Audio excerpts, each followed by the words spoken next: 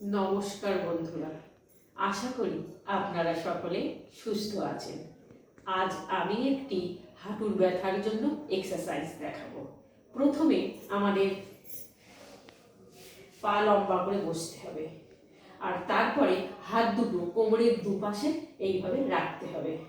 এরপর আমাদের হাঁটুর উপরে ধীরে ধীরে চাপ দিতে হবে আর ধীরে ধীরে চাপ ছেড়ে দিতে হবে। সেক্ষেত্রে আমরা যদি সেটা শ্বাসের সঙ্গে করতে পারি তাহলে খুব ভালো হয়। যেমন একবার করে দেখাই। শ্বাস নিতে নিতে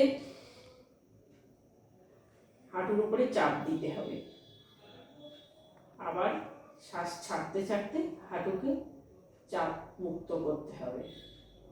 আর একবার করে দেখাই। শ্বাস নিতে নিতে হাঁটুর উপরে চাপ দিতে হবে,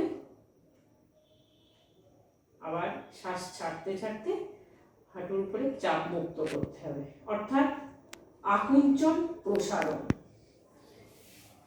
এইভাবে আমরা যদি আমাদের সামর্থ্য অনুযায়ী কয়েকবার করতে পারি তাহলে আমাদের হাঁটুর ব্যথা বা হাঁটুর সমস্যা অনেক অংশে দূরীভূত হবে।